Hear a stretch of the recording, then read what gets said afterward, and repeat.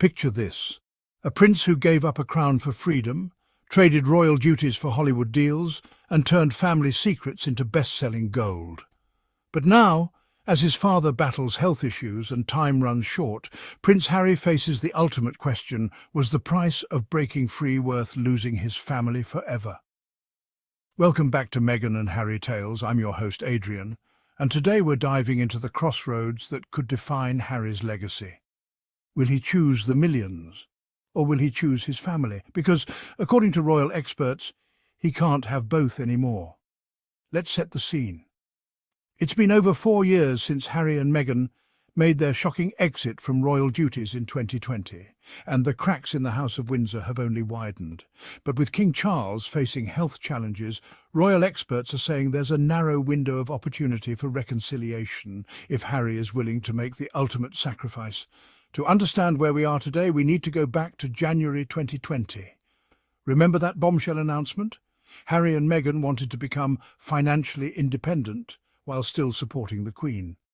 The royal family was blindsided. What followed was the infamous Sandringham summit, where Harry's grandmother, father and brother essentially told him, "You're either in or you're out. There's no middle ground in the monarchy." Harry chose out. But leaving meant leaving behind the financial security that comes with being a working royal. The Sussexes needed to fund their new California lifestyle, their security costs, and their charitable ambitions. And that's where things get complicated. Fast forward to 2022, and we get the Netflix docuseries Harry and Meghan. 6 episodes of intimate family footage, private conversations, and allegations that rock the very foundations of the royal family. Then came 2023, and Harry's memoir Spare, a book so explosive it made headlines around the world. Private conversations with his father, details about William's alleged physical altercation, intimate moments with his dying grandmother, nothing seemed off limits. And let's be honest about the numbers here. The Netflix deal is reportedly worth over $100 million. Spare became one of the fastest-selling non-fiction books in history. Harry's speaking engagements command 6-figure fees. From a business perspective, sharing royal secrets has been incredibly lucrative. But here's the thing about trust: once it's broken, it's incredibly difficult to rebuild. And according to royal expert Jasmine Carey from Express UK, Harry now faces what might be the most important decision of his life. Carey put it bluntly: "I think it's now time for Harry to finally decide once and for all if money or family is more important." That's not just a philosophical question, it's a practical one with real consequences for Harry's relationship with his father, his brother, and the institution they represent. Let's talk about King Charles for a moment. The monarch's health struggles have been well documented, and there's something profoundly human about a son wanting to reconcile with his ailing father. Reports suggest that Charles, despite everything, still loves Harry deeply and would welcome him back into the fold.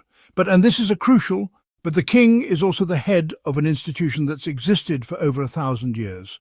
The monarchy survives on discretion, dignity, and the understanding that private family moments stay private. When Harry shared intimate details about his family's reactions to his mother's death, or revealed private conversations with his father about finances, he crossed a line that many in the royal family view as unforgivable.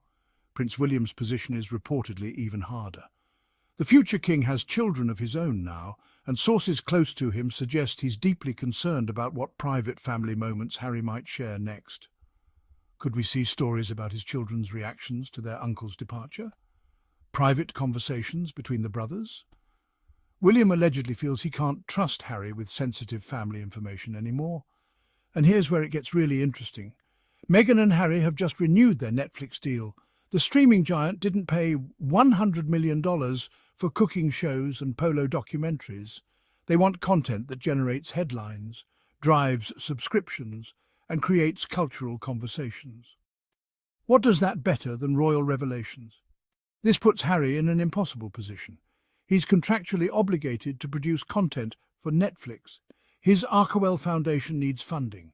His family's security costs are enormous, but every piece of content he creates is scrutinized for potential royal revelations. Royal historian Dr. Anna Whitelock recently pointed out something fascinating. Harry seems to be caught between two worlds. In California, he's celebrated for his transparency and willingness to share his truth. In Britain, that same transparency is viewed as a betrayal of family loyalty and royal protocol. So what would reconciliation actually look like? According to expert Jasmine Carey, it starts with a promise.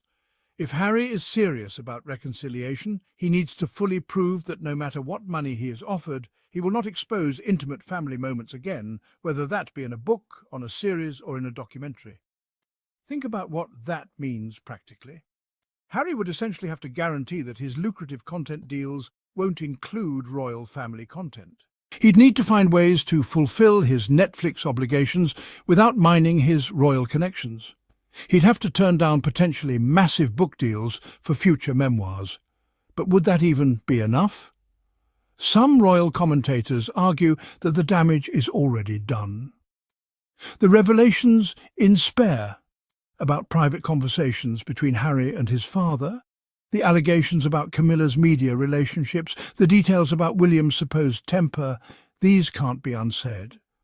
Time might be running out for Harry to make this decision. King Charles is 75 years old and dealing with health challenges.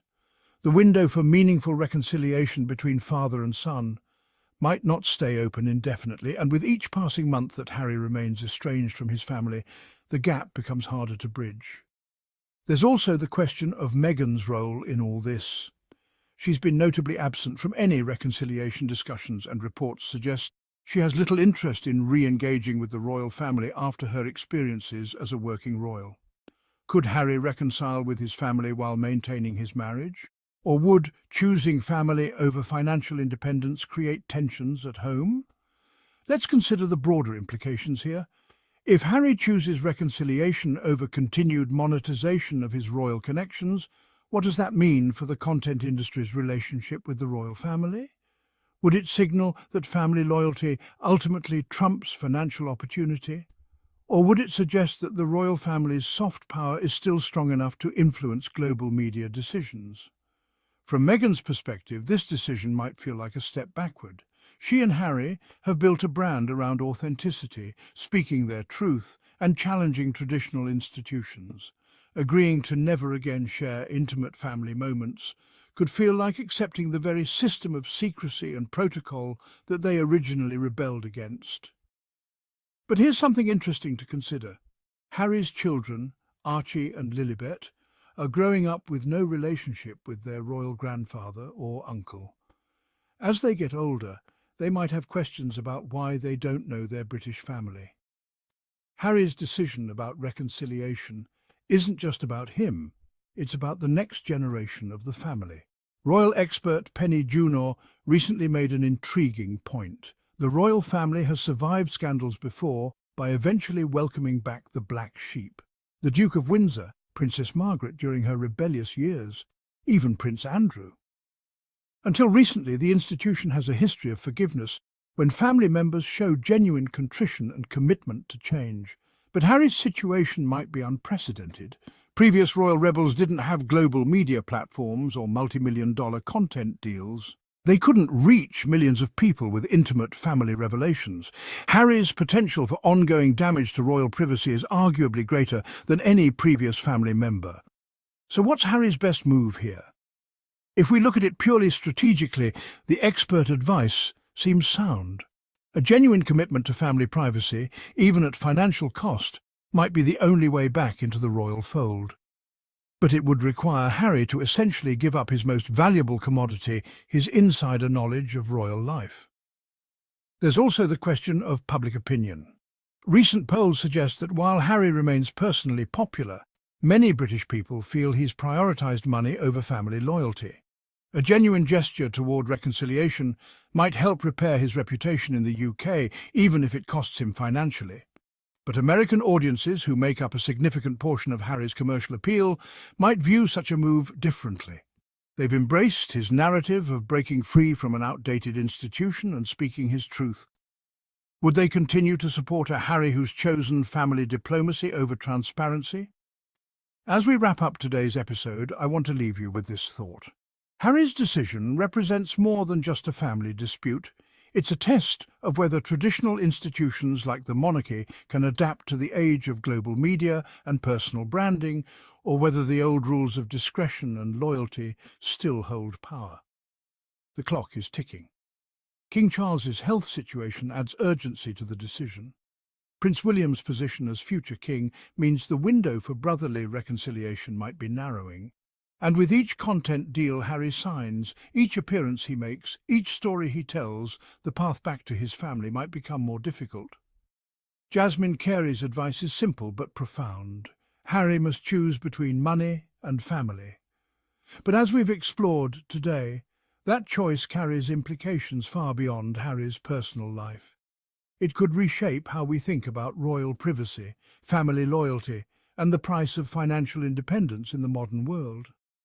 What do you think Harry should do? Is family reconciliation worth giving up financial opportunities? Or has too much damage been done for genuine healing? Let us know your thoughts in the comments below. I'm Adrian, and this has been Meghan and Harry Tales. Thank you for joining us for another deep dive into the lives and decisions of the Duke and Duchess of Sussex.